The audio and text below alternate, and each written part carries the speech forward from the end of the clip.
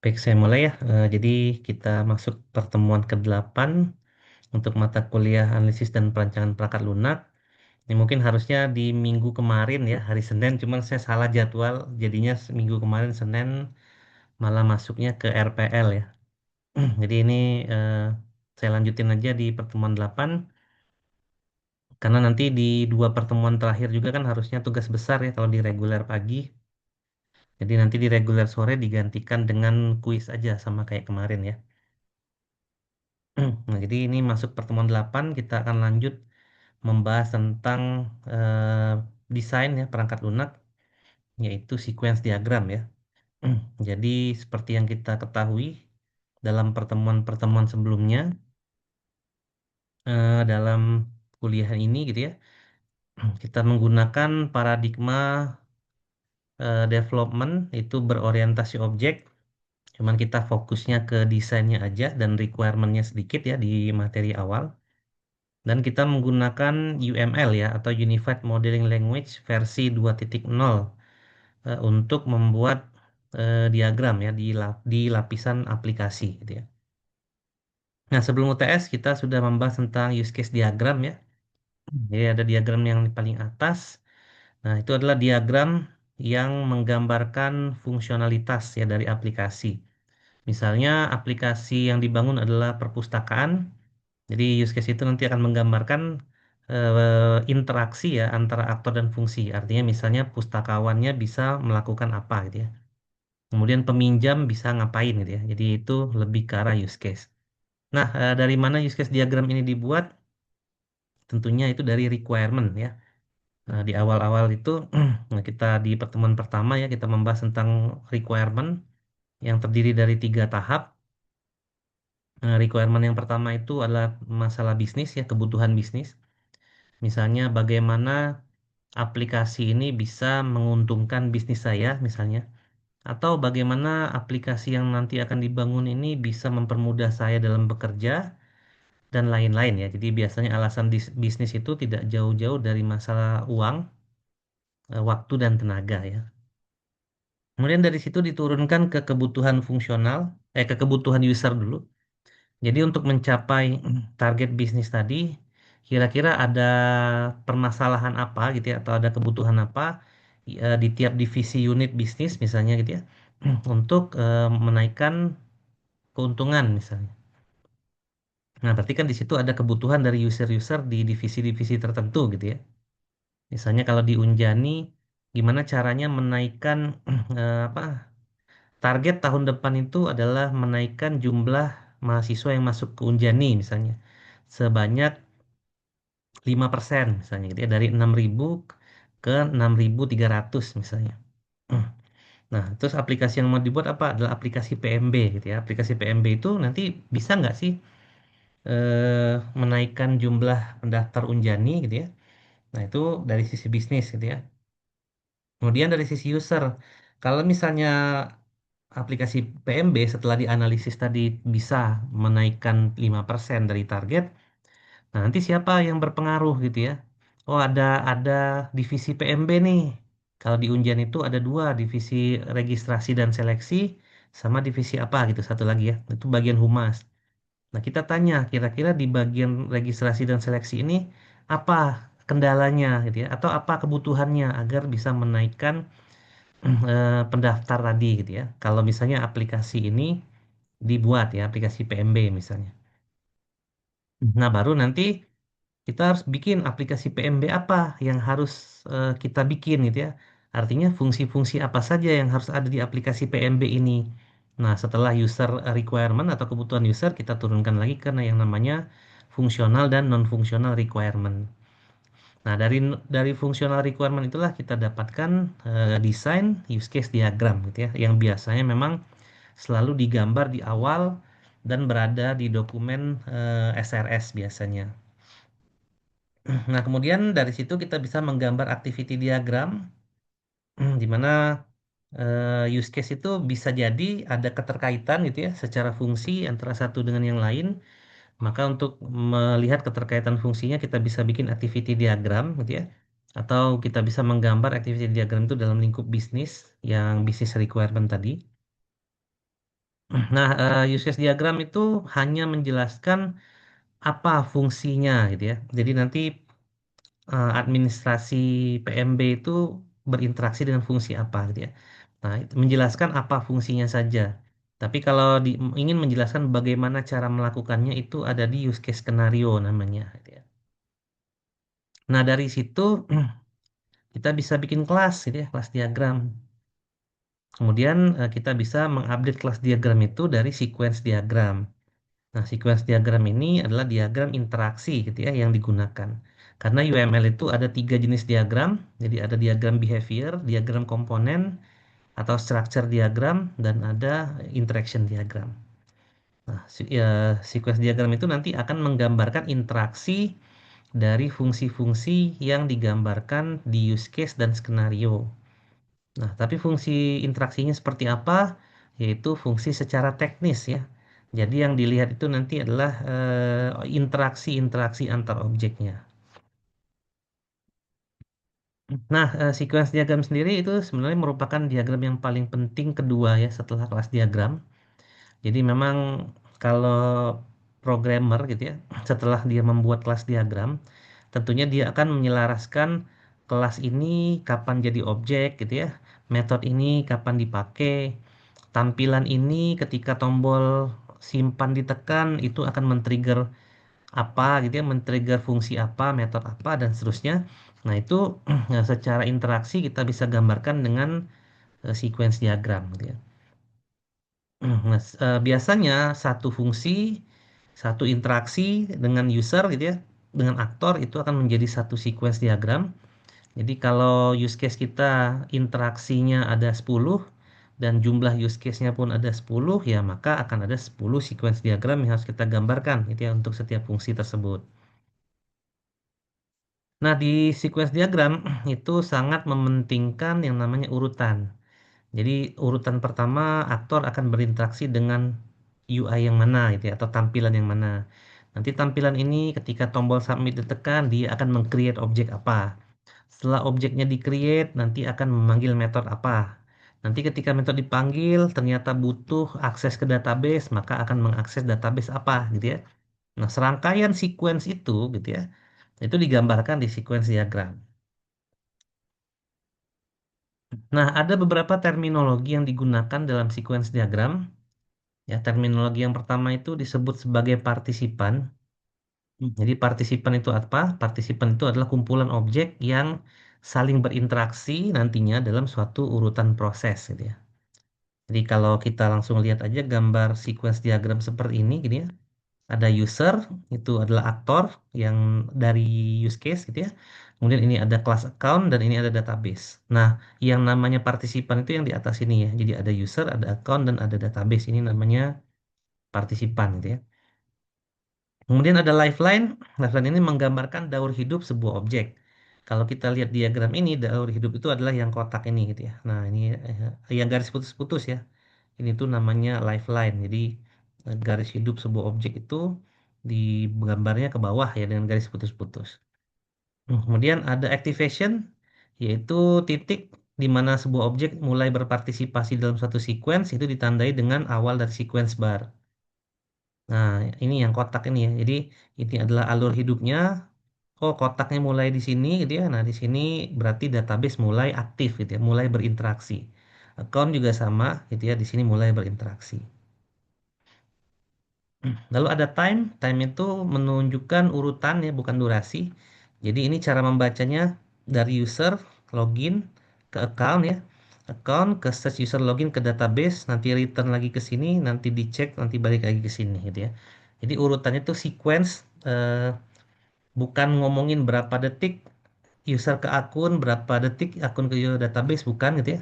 Jadi yang dihitung itu bukan waktunya, tapi dari urutan prosesnya gitu ya. Dan yang terakhir adalah return. Return itu adalah suatu kembalian ya. Nah, jadi setiap objek yang berinteraksi biasanya akan ada interaksi balik gitu ya. Nah, ditandai dengan ini ya, garis putus-putus ada panah. Nah, ini namanya return gitu ya. Jadi ini kayak return user data. Ini berarti display data atau error message. Ini namanya return. Nah, jadi itu adalah terminologi dalam sequence diagram. Kemudian ada notasi ya, tentu saja kalau kita ngomongin desain ada notasinya. Nah, notasi itu di sini karena memang kita lihat dari gambar yang di atas ini gitu ya. Itu kelas diagram, sequence diagram ini berasal dari use case ya. Maka pasti akan dimulai dari aktor ya. Jadi akan ada notasi aktor ya dengan gambar stickman atau gambar kotak ya.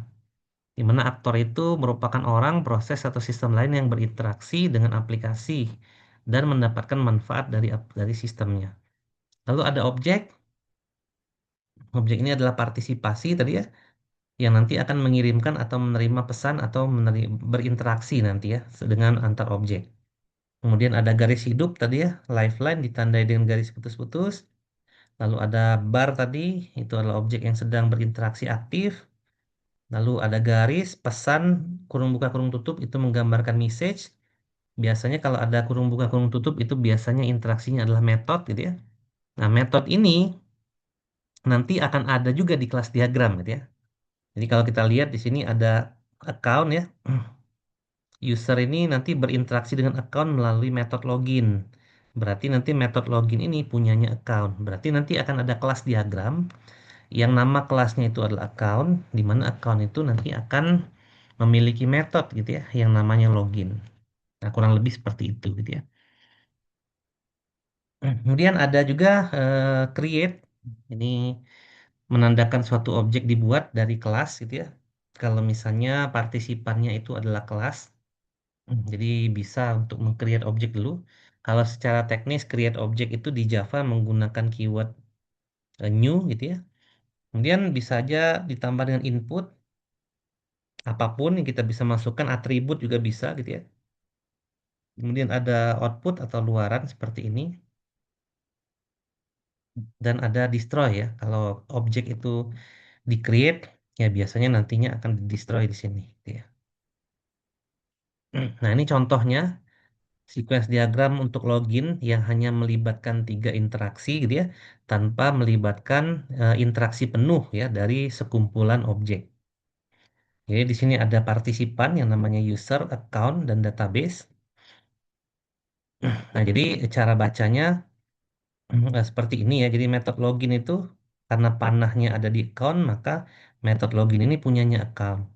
Nah, yang memanggil login itu adalah user gitu ya. Jadi user dengan mekanisme apa gitu ya, dengan menggunakan user interface apa, kita nggak tahu karena tidak digambarkan di sini. Tapi kalau mau digambarkan boleh gitu ya. Jadi kita bisa gambarkan suatu mekanisme atau suatu tampilan user interface. User berinteraksi dulu dengan user interface-nya menggunakan metode login misalnya, atau menggunakan tampilan login gitu ya. Dihadapkan dengan dua text field yang kosong yang bisa diisikan dengan username dan password, lalu ada satu tombol untuk login misalnya. Nah, ketika tombol login ditekan, maka akan meng-create objek akun dan memanggil metode login. Itu bisa didetailkan seperti itu. Atau dengan cara yang lebih sederhana seperti ini juga boleh. Jadi, apapun interaksi user dengan UI apapun, dia akan manggil metode login. Itu juga boleh.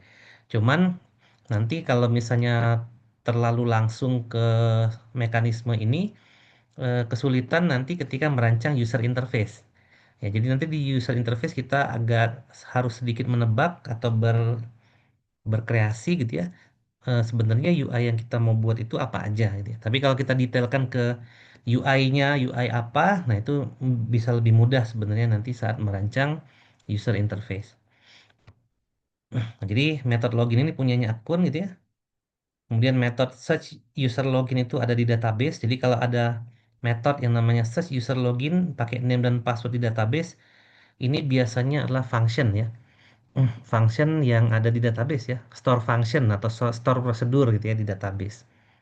Kemudian ketika sudah dipanggil ya metode search user login ini di store prosedurnya database, nanti database akan return nilai atau return suatu array yaitu user data dikembalikan ke account.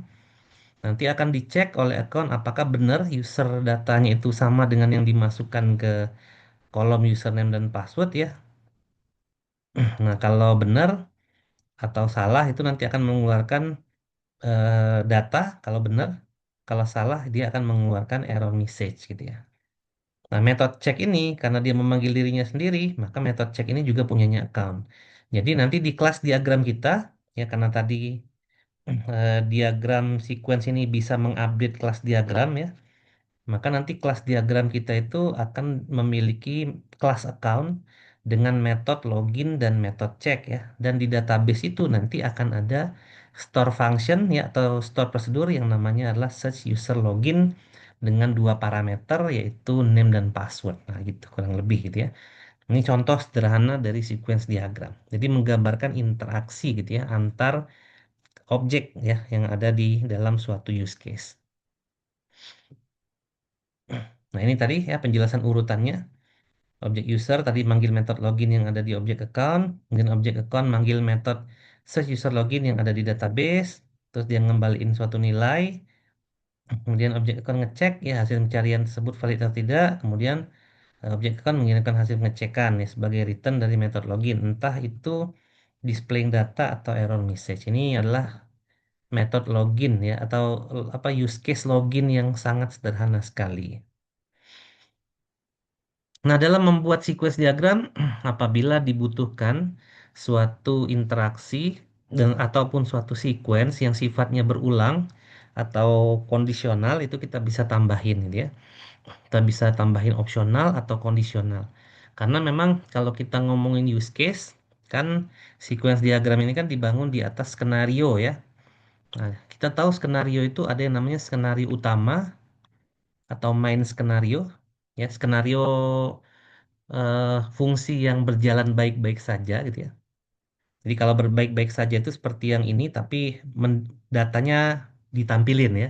Kalau yang tidak baik-baik saja itu berarti yang ditampilin error message gitu ya. Nah itu yang disebut dengan main condition atau main skenario. Ada juga yang disebut sebagai alternatif ya skenario. Nah alternatif skenario ini bisa jadi dianggap sebagai skenario yang berbeda dengan skenario utama, tapi menghasilkan kembalian yang sama atau ternyata menampilkan sesuatu yang tidak boleh gitu ya atau menampilkan error message tadi. Jadi ada yang namanya skenario alternatif dibagi menjadi dua skenario yang berbeda dengan main skenario tapi outputnya sama atau skenario exception yang kita sebut sebagai skenario pengecualian gitu ya. Nah, kalaupun ternyata ada di use case itu skenario exception atau pengecualian atau alternatif tadi, kita bisa gambarkan keseluruhannya menggunakan ini ya kotak ya loop misalnya kalau loop itu ada berapa ini ya berapa kali interaksi atau alternate ini berarti bentuknya adalah if then gitu ya jadi kalau di sini cara bacanya jika value-nya di atas $10.000 maka lakukan dispatch kalau tidak lakukan dispatch untuk regular distributor gitu ya tapi ini untuk for each line item dilakukan sebanyak sekian kali ya atau X kali sesuai dengan line item yang diminta gitu ya dari order. Nah, kalau tidak mau pakai if then, kita bisa menggunakan exception aja atau ada extend gitu ya. Jadi ada extend use case, kita bisa gunakan opsional di bawahnya. Gitu ya. Jadi ada extend nantinya di situ. Nah, sequence diagram itu biasanya menjelaskan sistem ya, menjelaskan sistem yang dibangun. Jadi kalau kita lihat di sini ada contoh kasus mengenai hotel manajemen sistem ya. Dari sequence diagram contohnya seperti ini gitu ya. Nah, jadi ini biasanya disebut sebagai sequence diagram yang menjelaskan sistem gitu ya. Kalau sequence diagram yang menjelaskan sistem biasanya nggak terlalu teknis gitu ya. Cuman memang agak jarang ya yang membuat sequence diagram menjelaskan sistem. Biasanya lebih ke menjelaskan sistem ya. Jadi level teknisnya lebih menonjol gitu ya karena memang sequence diagram ini banyak digunakan oleh para programmer ya ketika mereka akan mulai masuk ke fase coding. Nah, kalau ini umum aja, jadi ada window, misalnya user interface itu ada window di dalam laptop itu ya, tampilan kotak atau apapun window. Dan dia lakukan make reservation terhadap hotel chain-nya, kemudian dia make reservation ke hotelnya. Jadi setiap hari itu kalau available roomnya dicek terus ya. Kalau misalnya alternatifnya kalau roomnya ada dia bisa melakukan reservasi gitu ya dan melakukan konfirmasi. Nah ini adalah sequence diagram yang menjelaskan sistem hotel secara keseluruhan gitu ya. Nah, kalau ini adalah sequence diagram yang menjelaskan use case. Jadi kebanyakan sequence diagram itu memang menjelaskan use case gitu ya. Kebanyakan dibuatnya karena sesuai dengan alur ini gitu ya. Jadi sequence diagram tuh biasanya digambarkan setelah use case gitu ya. Jadi biasanya dipakai untuk menjelaskan use case. Nah, misalnya ada customer itu sebagai aktor di use case, kemudian dia memiliki interaksi terhadap search book gitu ya. Jadi customer garis oval search book. Nah, di situ kan ada skenario gitu ya, skenarionya. Jadi ada skenario utama dan skenario alternatif dalam skenarionya. Nah, kita bikinlah dua skenario ini ke dalam interaksi sequence gitu ya. Nah, tentunya di dalam skenario ini kan tidak terlalu terlihat ya objek-objeknya dan itu memang harus didetailkan interaksinya di sequence. Jadi misalnya di sini main skenario the customer specify an author on search page and then press the search button misalnya. Kemudian sistem memvalidasi customer search kriteria. Jika author yang dimasukkan, sistem akan mencari katalog untuk buku berdasarkan dengan author. Kalau misalnya pencarian sudah selesai, sistem akan mendisplay hasil resultnya pada search result page. Jadi ada halaman search resultnya. Nah, alternatifnya adalah jika customer tidak mengenter nama author, ya sebelum memencet search button, maka sistem akan mendisplay error message misalnya. Nah, berarti kan interaksinya pertama kali adalah customer ke UI yang namanya search page gitu ya. Dia menggunakan method atau message on search menggunakan kata author, nanti divalidasi sama search page. Kalau autornya ada, maka dia akan manggil metode search by author gitu ya dari objek katalog. Kemudian dia akan nge-create result ya dari UI search result. Kemudian dia akan ditampilkan di search result page. Tapi kalau autornya not enter atau autornya nggak dimasukin setelah dia neken tombol cari, maka search page itu akan berinteraksi dengan dirinya sendiri dengan mengeluarkan yang namanya display error message gitu ya. Nah, ini secara narasi skenarionya, namun yang dibutuhkan tuh bukan kadang-kadang memang yang dibutuhkan di sequence diagram itu adalah secara teknis ya, maka nanti dilanjutkan teknisnya di sini gitu ya. Nah, di sini dilanjutin nih secara teknisnya. Nah, atau contoh lain ini ya, ada yang namanya aplikasi booking lapangan futsal. Kan biasanya kita bikin use case nih, kayak gini gitu ya. Terus di sini ada interaksi nih antara petugas dengan booking. Di mana booking itu bisa dua yang dikerjakan, bisa booking lapangan, bisa set status misalnya. Berarti kita mau gambar nih sequence diagram untuk ini gitu ya. Karena masing-masing ini kan harusnya digambar sequence diagramnya. Kita coba contohin satu nih. Untuk booking lapangan aja misalnya. Nah ini skenario-nya gitu ya. Si aktor itu milih menu booking dulu, sistem menampilkan tampilan jadwal yang kosong, terus aktor milih menu booking, sistem nanti akan buka formnya, terus aktor ngisi booking sesuai dengan informasinya dia. Sistem nanti akan melakukan verifikasi. Kalau berhasil nanti akan diberikan feedback bahwa booking berhasil dilakukan, gitu ya. Ini skenario utama atau main skenario. Nah, eh, sebenarnya harusnya ada skenario alternatif atau exception ya, cuman saya tidak masukin di sini. Jadi kita lihat contohnya dulu. Jadi kalau ada skenarionya seperti ini, gimana sequence diagramnya, gitu ya. Nah, tentu saja sebelumnya kita pasti punya kelas, gitu ya.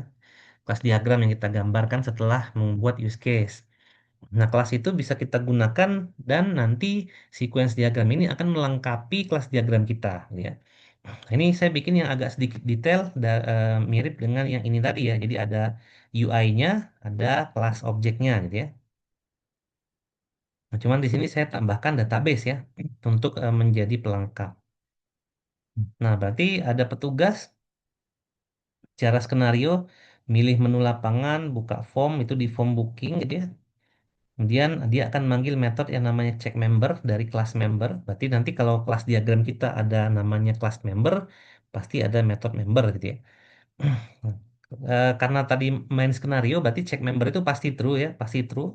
Nanti true-nya dikirimkan ke form booking. Nanti interaksi dari form booking akan cek jadwal gitu ya. Di metode jadwal, itu pakai metode cek jadwal di kelas jadwal.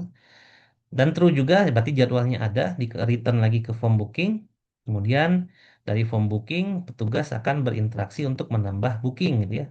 Nah, ada metode tambah booking di booking. Nah, karena metode tambah booking itu ternyata menggunakan database dengan query insert, maka nanti akan ada interaksi antara kelas booking dengan database gitu ya.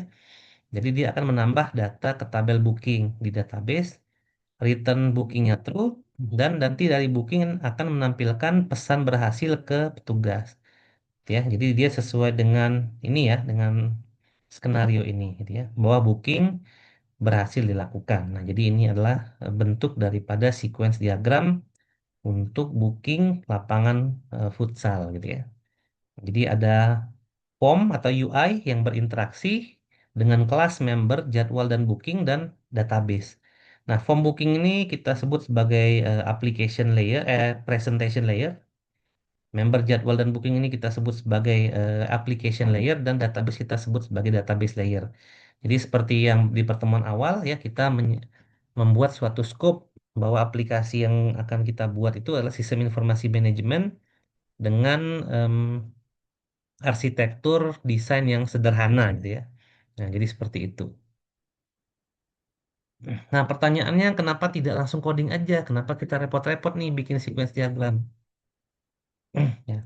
Eh, Sequence diagram itu memang dekat dengan coding ya, code level ya. Nah, kenapa kita tetap pakai sequence diagram? Karena sequence diagram itu eh, levelnya di atas sedikit kode ya. Sehingga orang yang bukan programmer pun bisa melakukan atau membuat sequence diagram. Kemudian sequence diagram itu language agnostic, artinya tidak terikat dengan suatu bahasa pemrograman tertentu ya. Asalkan bahasa pemrograman yang dipakai itu adalah berorientasi objek, maka kita bisa gunakan notasi, metode atau apapun itu dalam sequence diagram dengan paradigma berorientasi objek gitu ya. Jadi kita tidak perlu memikirkan nanti akan coding pakai apa ya gitu ya. Itu nggak perlu gitu ya. Kemudian kalau karena membuat aplikasi itu adalah tim ya, pekerjaan tim, maka akan lebih mudah kita berdiskusi atau brainstorming tentang suatu fungsi gitu ya dengan menggunakan sequence diagram. Dan kita bisa melihat interaksi antar objek atau kelas itu pada satu waktu di halaman yang sama. Jadi kita bisa melihat nih ya, interaksi antar objek itu dalam satu waktu di halaman yang sama gitu ya. Sehingga kita tidak kehilangan informasi gitu ya saat melihat interaksi antar objek yang terjadi dalam suatu fungsi gitu ya. Nah, apakah ini adalah sequence diagram? Ya, ini juga sistem sequence diagram, tapi ini lebih ke sequence diagram sistem ya, bukan sistem use case sequence diagram yang menjelaskan use case. Tapi ini levelnya terlalu abstrak ya. Jadi kayak di sini ada web customer dengan online bookshop, ada loopnya di sini, ada opsionalnya di sini, ada opsionalnya di sini gitu ya. Jadi ada loopnya, misalnya kayak cari inventory, langsung nampilin hasil, terus opsional kalau ada hasilnya benar view book description, kalau dipilih berarti ada, kalau dipilih transaksinya atau keranjang belanjanya nanti akan dimasukin di sini gitu ya. Kalau sudah beres langsung check out gitu ya. Ini terlalu menjelaskan sistem ya, bukan menjelaskan use case. Jadi apakah ini adalah sequence diagram? Benar, tapi levelnya terlalu abstrak gitu ya. Sedangkan biasanya orang menggambar sequence diagram itu di level seperti ini ya, di level teknis biasanya. Oke, nah karena tidak ada tubes ini saya lewatkan saja gitu ya. Baik ya, seperti itu saja mungkin ya pertemuan kita malam ini. Untuk besok RPL nanti link seperti biasa gitu ya, pakai yang di grup. Mungkin nanti untuk hari Kamis itu ada PO2 ya. Tuh nanti akan ada materi juga. Kemarin PO2 libur ya. Paling untuk hari Jumatnya aja yang RPL pertemuan berikutnya itu akan setelah besok gitu ya. Itu pakai video dulu gitu ya di hari Jumat. Nah, itu aja ya mungkin ya. Kalau ada pertanyaan silakan. Tidak ada, aman. Baik untuk repeat ini saya rekam jadi videonya bisa ditonton ulang ya atau untuk versi yang reguler reguler itu maksudnya agak videonya agak panjang gitu ya, karena memang videonya untuk reguler pagi itu bisa di link yang itu ya, nanti akan saya kasih di channel saya gitu ya. Baik, itu saja ya. Terima kasih Mas Kakas dan Mas Ade. Semoga lancar ya. Saya tutup ya. Wassalamualaikum warahmatullahi wabarakatuh. Waalaikumsalam warahmatullahi wabarakatuh. Oke, Terima terima kasih, kasih. Kak. Yuk.